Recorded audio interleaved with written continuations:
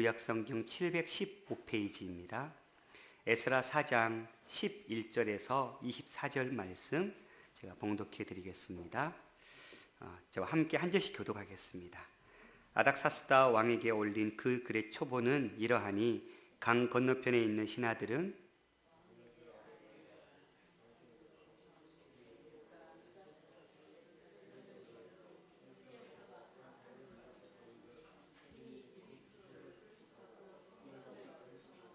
이제 왕은 아시옵소서. 만일 이 성읍을 건축하고 그 성곽을 완공하면 저 무리가 다시는 조공과 관세와 통행세를 바치지 아니하리니 결국 왕들에게 손해가 되리이다.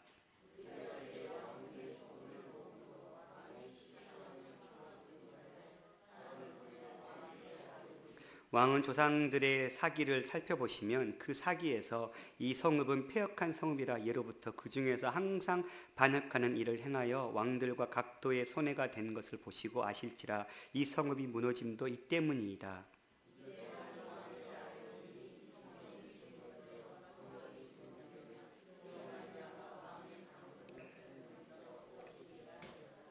왕이 방백 르훔과 서기관 심세와 사마리아에 거주하는 그들 동관들과 강 건너편 다른 땅 백성에게 조소를 내리니 일러스되 너희는 평안할지어다. 명령하여 살펴보니 과연 이 성읍이 예로부터 왕들을 거역하며 그 중에서 항상 패역하고 반역하는 일을 행하였으며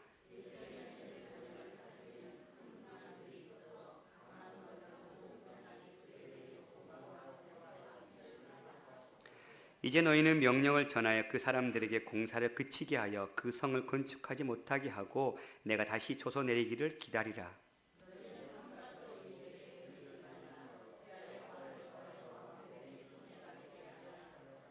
아닥사스다 왕의 조서 초본이 르훔과 서기관 심세와 그의 동료 앞에서 낭독되매 그들이 예루살렘으로 급히 가서 유다 사람들을 보고 권력을 억제하여 그 공사를 그치게 하니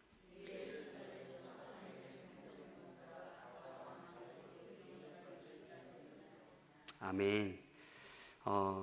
오늘 본문에서 지난주 본문과 동일하게 지금 이스라엘의 대역자들이 성전 건축과 성벽 건축을 방해하는 장면들이 기록되어 있습니다. 특별히 본문은 유다와 베냐민들의 대적들이 아닥사스다 왕에게 상소문을 보내가지고 예루살렘 성벽 재건 공사를 중단해달라라는 내용이 들어 있습니다. 이 사건은 성전 재건이 아니라 성 아닥사스다 왕 때 있었던 성벽 재건 때 있었던 일입니다.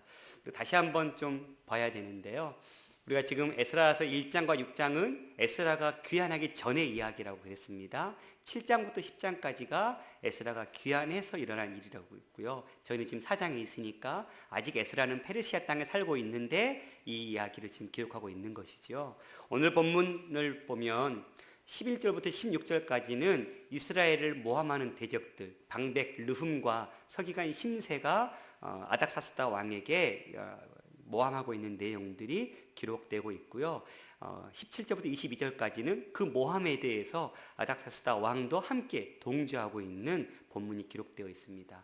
23절부터 24절은 그것로 인해서 실제로 이제 성벽을 중단하는 성전을 중단되는 일이 벌어지는 이렇게 본문을 나눌 수 있습니다. 그런데 오늘 본문을 자세히 보면 본문 4장 1절부터 5절까지 하고 4장 24절이 연결되어지는 부분이에요.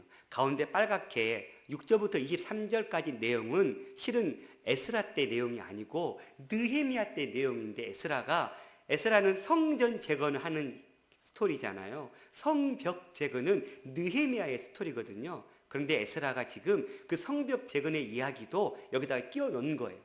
그러니까 역사상으로 시간상으로 보면 맞지 않는 거죠. 1절부터 5절에서 바로 24절로 연결되어야지 성전이 16년 동안 중단되었구나 라고 알 수 있는데 그 중간에 지금 에스라가 의도적으로 성벽 또한 중단된 스토리를 집어넣는 거예요. 그래서 성전 1절부터 24절이 있는 이 사건은 페르시아의 첫 번째 왕 고레스 왕 그리고 다리오 왕 이 두 왕 시대 때 일어난 일이거든요. 고레스가 538년에 포로로 귀환할 것을 명령하고 나서 다리오 왕 때까지, 그러니까 성전 재건이 이제 다음 520년까지 중단되었다가 516년에 재건되거든요. 이 스토리는 고레스 왕, 다리오 왕, 이 두 왕 때 있었던 일이에요. 나머지 성전 재건 방해 운동은 다리오 1세 왕을 지나서 아하수에로 왕, 이 사건은 지금 우리 에스더 사건에 나와 있는 성경의 내용이거든요. 그리고 그 다음 왕이었던 아닥사스다 왕, 이때 이야기가 바로 이 느헤미야서 이야기. 그 느헤미야서 이야기를 지금 여기다 갖다 놓은 거예요. 그리고 우리 헷갈릴 수 있죠. 성전과 성벽을 지금 같이 방해하고 있다라고 이야기하고 있다라는 거예요. 다시 보면 첫 번째 고레스 왕 때 에스라 538년 때 1차 귀환했어요.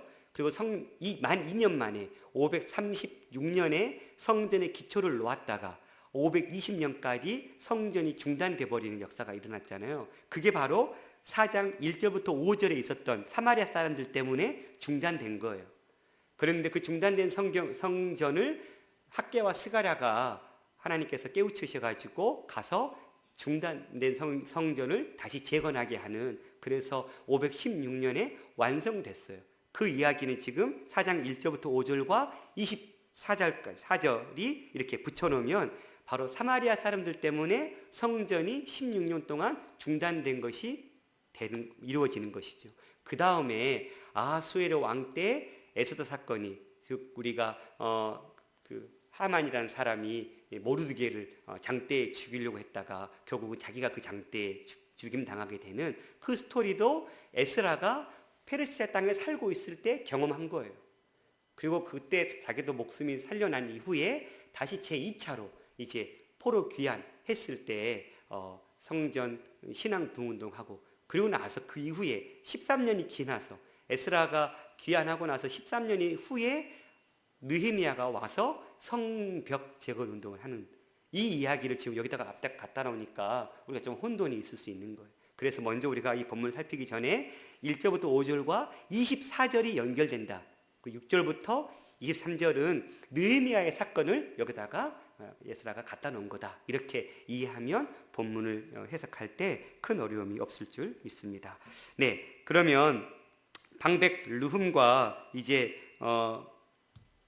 서기관 심세라는 사람은 그럼 누군가 봤더니 8절에 보면 방백 르훔과 서기관 심세가 아닥사스다 왕에게 올려 예루살렘의 백성을 고발했다, 이런 내용이 나오거든요. 방백은 총독의 역할을 하고 있는, 그러니까 지금 이 당시 팔레스타인 땅, 돌아갔던 가나안 땅도 지금 아닥사스다 왕 밑에 그러니까 점령했던 땅이죠, 페르시아가. 그래서 총독을 보내서 그 땅을 다스리게 하는 그 총독의 역할을 하고 있는 방백 르훔과 서기관, 왕에게 직접 어떤 일들을 왔다 갔다 하면서 이렇게 소식들을 전해주는 역할을 감당하는 소식통과 같은 서기관이 둘이가 지금 이스라엘 백성들이 귀환해서 성전 재건하고 또 이후에 성벽 재건하는 그 일들을 보면서 이 일들을 이루면 안 된다라는 거짓된 메시지를 아닥사스다 왕에게 지금 보내고 있는 것입니다. 그런데 그들이 어떤 글을 썼습니까?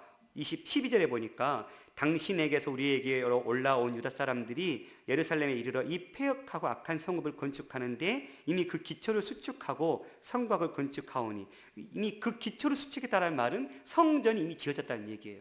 그런데 지금 성곽이 아직 건축이 안 된 상황에서 성곽을 건축하려고, 성벽을 지으려고 하고 있는데 이제 왕은 아시옵소서. 만일 이 성읍이라는 것은 성벽을 얘기해요. 건축하고 그 성곽을 완성하면 저 무리가 다시는 조공과 관세와 통행세를 바치지 아니하리니 결국 왕들에게 손해가 있을 것이다. 이들이 고발하고 있는 첫 번째 내용은 뭐예요? 조공과 관세와 통행세를 안 바칠 거다. 자기들의 성읍을 완성하고 나면. 그게 고발의 첫 번째 이유였어요. 두 번째 이유는 뭡니까? 6절 보면 왕의 강 건너편 영지, 여기는 지금 왕의 강 건너편이니까 지금 페르시아에서 강 건너편은 메소포타미아 이 유프라테스 강 건너편 서쪽이거든요. 그러니까 가나안 땅이죠.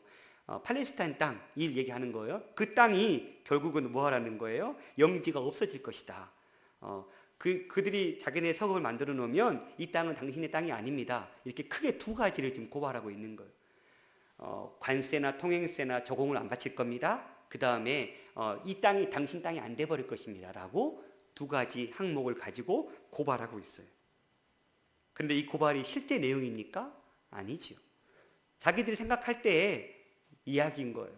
실제로 백성들이 성읍을 만들고 나서 어떤 사람도 에스라도 우리가 만들어 놓고 우리가 다시 우리나라의 어떤 재건을 꿈꾸자 이런 거 비친 적 없거든요. 근데 이들이 미뤄 짐작을 통해서 이러한 고발을 하고 있는 거예요. 어떤 면에서는 거짓된 고발이죠. 그랬을 때 이들은 왜 이러한 고발을 하고 있었냐면 14절에 보니까 우리가 이제 왕궁의 소금을 먹음으로, 이 왕국의 소금을 먹었다는 것은 왕의 녹을 먹고 왕으로부터 오는 공급받는, 왕께서 베푸신 진미와 성찬을 먹고 있는 자로서, 즉 이것은 뭐예요? 우리는 왕의 다스림 속에 있는 사람이기 때문에 우리는 왕을 배역할 수 없습니다. 자신들은 마치 왕의 마음에 아주 흡족한 사람인 양 이야기하고 있는 거, 포장하고 있는 거. 우리는 당신 주신 소금 때문에 우리는 이렇게 생활을 하고 있습니다. 당신이 베풀어 주신 은혜로 인해서 이렇게 잘 살고 있습니다. 그러니 우리는 당신을 배반할 일이 없습니다. 그러니 우리의 이야기를 들으십시오. 자기들은 뭐 하고 있는 거예요? 우리들은 문제 없어. 우리는 깨끗해. 우리는 완벽해. 그런데 저들은 문제 있어. 이렇게 지금 접근하고 있는 거예요. 전형적인 세상의 논리이죠. 그랬을 때 17절부터 보니까 이제 그것을, 그 편지를 조서를 내려서 읽어였어요. 낭독시켰어요. 그리고는 19절에 보니까 과연 이 성읍이 예로부터 왕들을 거역했고 그 중에서 항상 폐역하고 반역한 일을 했다. 이것은 어떤 것을 짐작해 볼 수 있어요? 그 사기를 읽으라고 그랬거든요. 역사를 읽으라고 그랬거든요. 당시 이스라엘이 바벨론에 의해서 먼저 점령당했을 때도 예레미야 선지자 같은 경우는 바벨론을 의지해라. 하나님께서 바벨론을 지금 우리의 심판 도구로 쓰셨다. 그런데 또 썼어요? 다른 정치적인 세력들은 아니다. 우리 애굽을 의지하자. 그래도 옛 정이 있지 하면서 바벨론이냐 애굽이냐 서로 저울질했잖아요. 요아스 같은 왕들도, 이런 왕들도 자기의 그 왕의 정권을 유지하기 위해서 내가 바벨론을 의지해야 살 수 있나, 애굽을 의지할 수 있나, 이렇게 저울질했건 결국은 그러다 망했거든요. 그런 역사가 기록되어 있기 때문에 그래? 이들이 나를 섬기다가 또 다른 나라를 섬길 수 있겠구나, 이렇게 짐작해 볼 수는 있겠죠. 또한 12, 10절에 보면 옛적에 예루살렘 다스리는 큰 군왕들이 있어. 이 큰 군왕들은 지금 누구를 얘기하냐면 바로 다윗이나 솔로몬 같은 왕을 얘기하는 것입니다. 다윗 시대 때 가장 큰 영토를 차지했잖아요. 그러면서 주변 국가들도 다윗에게 조공을 바쳤던 시대가 있었어요. 그러니 그 큰 군왕들이 있어 강 건너편 모든 땅이 그들에게 조공과 관세를 그리고 통행세를 바쳤도다. 그 땅이 다윗이나 솔로몬 시대 때 아주 광대한 땅이 되어서 다른 나라들에게 조공을 받은 적도 있었구나. 이들을 가만두면 또 이런 일도 있을 수 있겠구나 라고 생각하게 된 거예요. 어쨌든 실제 그런 역사들의 과거의 현장, 그 과거 역사들을 통해서 지금 아닥사스다 왕이 그렇게 결정을 내린 것이죠.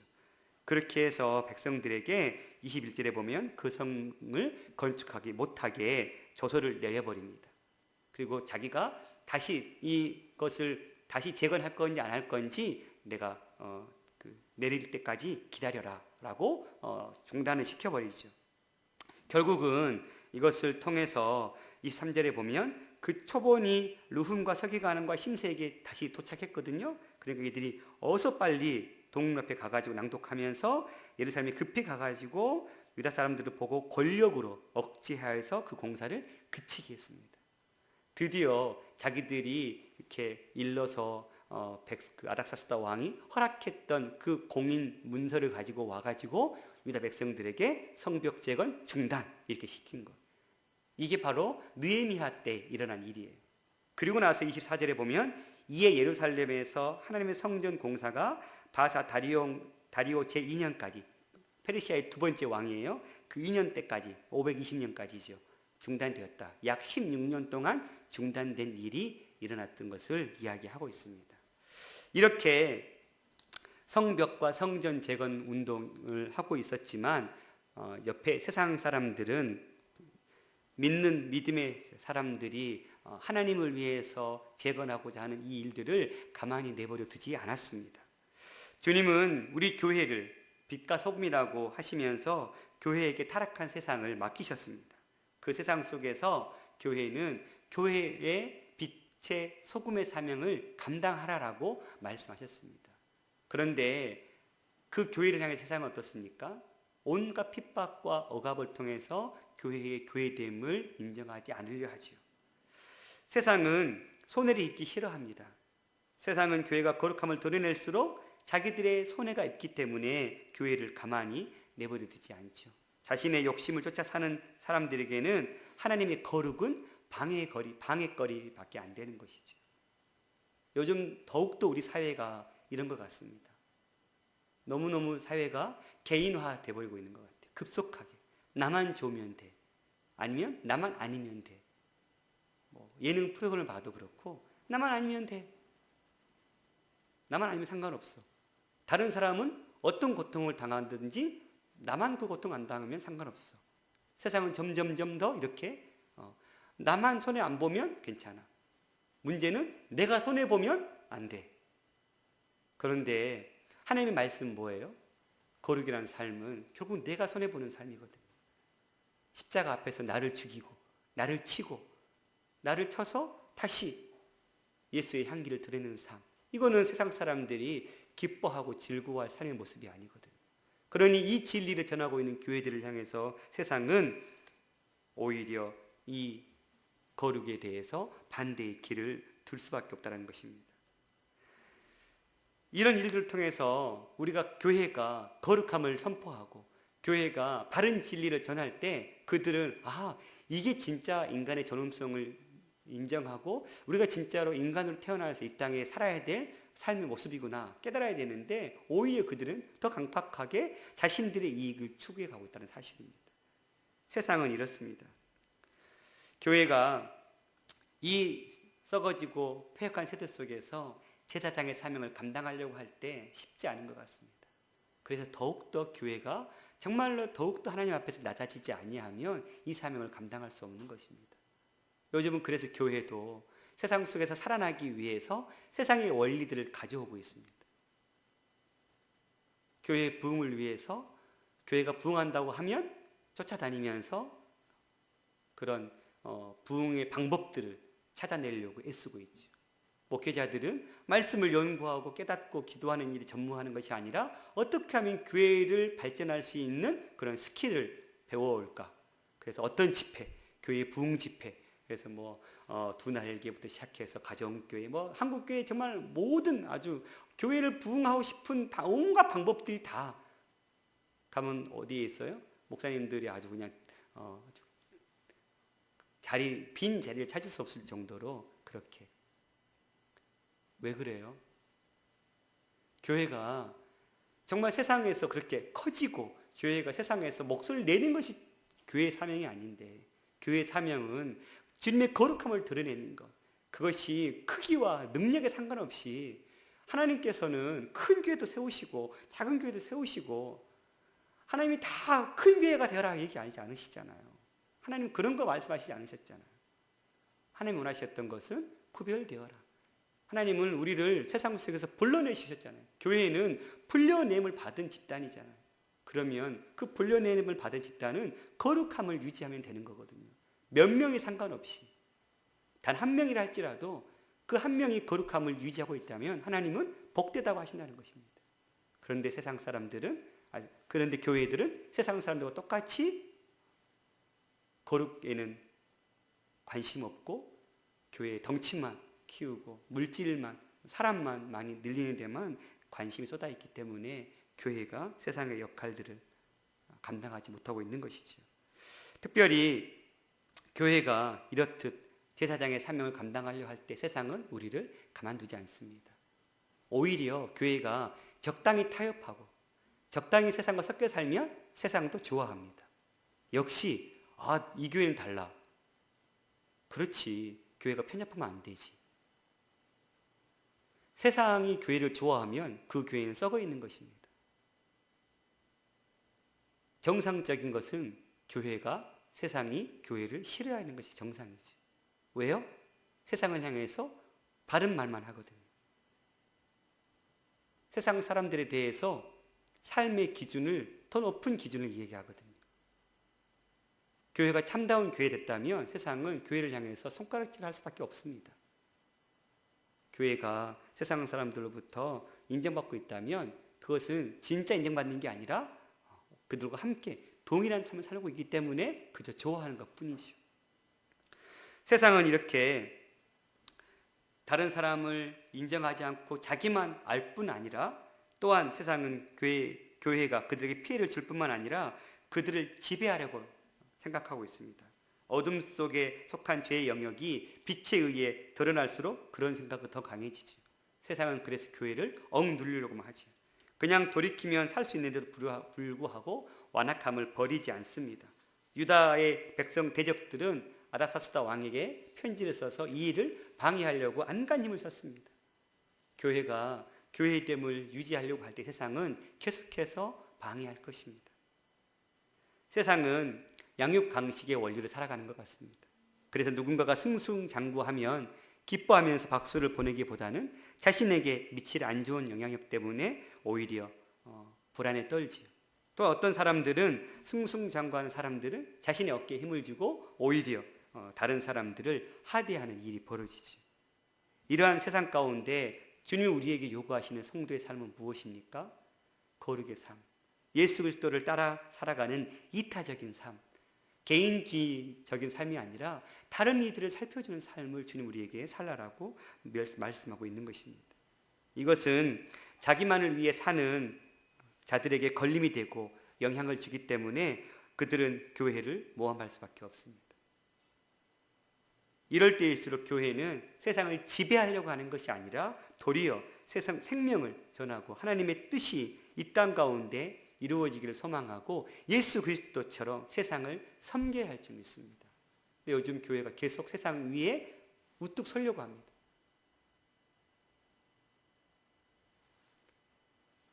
국가 조찬 기도회에 드나드시는 목사님들 무엇을 얘기하고 있습니까? 물론 나라를 위해서 기도하는 거 좋죠. 그런데 마치 자기네 기득권, 그 자리에 가면 뭔가 한국교회에 아주 한 자리를 차지하고 있는 것처럼 착각하고 계십니다. 그리고 그들의 목소리를 들으려고, 그들의 소리를 들으려고 하지. 한국교회가 계속 세상을 향해서 진정한 복음의 영향력이 아닌 힘의 논리의 영향력을 끼치려고 애쓰고 있는 것을 봅니다. 세상과 다를 게 없습니다. 그것은 주님이 기뻐하는 모습은 아니죠. 하나님의 뜻을 붙들고 정직하게 행하다가 거짓과 모함을 당해본 적 있습니까? 왜 자신에게 나는 주님을 위해서 이렇게 애썼는데 도리어 나한테 이런 일들이 주어지지? 회의를 느끼면서 살진 않았습니까? 그런데 결코 이것은 이상한 일이 아닙니다. 성도는 그런 일 때문에 좌절해서는 안 되죠. 그것은 마땅히 성도가 감내해야 될 삶의 모습입니다. 교회가 감내해야 돼. 세상을 향해서 살아갈 때 감내해야 될 모습이죠. 그분의 희생과 사랑이 아니라면 우리는 생명을 얻지 못했을 것입니다. 성도는 세상에서 빛과 소금으로 살아가느라 때로 어려움을 겪을 수 있습니다.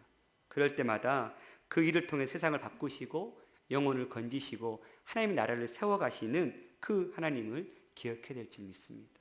교회가 세상 속에서 힘의 논리를 가지고 서려고 하는 모습들을 철저히 벗어던져야 될 것입니다. 또한 세상이 바라는 승리는 무엇입니까? 높은 자리에 올라 자신을 드러내거나 많은 재산을 과시하는 것. 이것이 세상의 논리겠죠. 누구의 통제도 받지 않고 자기 마음대로, 자기 뜻대로 살아가는 삶. 그것이 마치 전부인 양 세상을 이야기합니다. 최고의 가치로 여기지요. 그러나 바로 이것 때문에 인간이 죄악으로 전락했다는 사실을 우리는 기억해야 됩니다. 이것을 깨닫지 못하면 육신의 정욕과 자랑을 위해 살아가고 하나님의 구원을 오히려 대적하며 살아갈 수밖에 없기 때문에 그렇습니다. 교회는 이 사실을 알기에 힘으로 제압하려는 세상을 향해서 주님의 십자가가 드러나도록 겸손과 관용으로 살아가야 될 줄 믿습니다.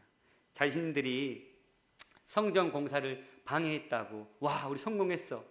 그런데 하나님 어떻게 하셨습니까? 하나님의 때에 시간이 흘렀을 때 다시 하나님은 여전히 그들을 통해서 성전을 하나님께서 회복시키셨습니다. 우리의 싸움은 당장 우리 시대에 안 끝날 수 있습니다. 당장 우리가 거룩을 통해서 심었던 열매가 당장 내 시대에 맺히지 않을 수 있습니다. 그래도 우리는 끝까지 거룩을 향해 싸워야 합니다. 교회는 계속해서 세상을 향해서 생명의 빛을 전하기 위해 세상의 논리가 아닌 십자가의 논리로 세상을 섬기고 도리어 세상 앞에 희생 제물이 되어갈 때 교회가 진정한 세상 속에서의 그 빛과 소금으로서의 역할을 감당할 수 있게 될 줄 믿습니다. 하나님은 결국은 우리를 승리케 하실 것입니다. 우리는 이미 승리가 보장된 사람들입니다. 그런데 왜 그 승리를 바라보지 못합니까? 당장 내 눈앞에 그 승리가 와닿지 않았거든요.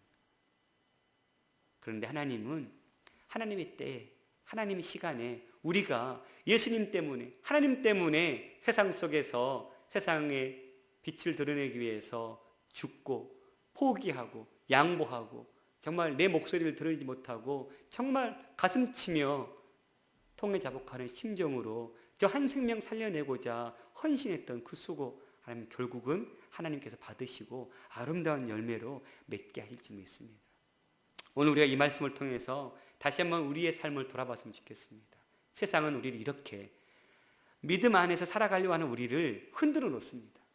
거짓된 말로 온갖 정치적인, 온갖 물질적인, 온갖 세상적인 논리로 우리의 신앙을 벗어던지기 위해서 찾아옵니다. 그러나 그때 우리는 똑같이 세상의 논리로 대적하는 것이 아니라 하나님 앞에 우리는 죽고 주님이 살아남을 통해서 예수의 진정한 향기, 십자가의 진정한 그 향기가 온전히 세워질 수 있기를, 세상을 거스르고 빛으로 드러나는 것을 주저하지 맙시다. 대적의 모함과 무력 행사로 힘들 수도 있지만 인내하며 걸어갑시다. 어둠은 물러갈 수밖에 없고 결국 주님은 승리하기 때문에 그렇습니다. 기도하겠습니다. 살아계신 아버지 하나님,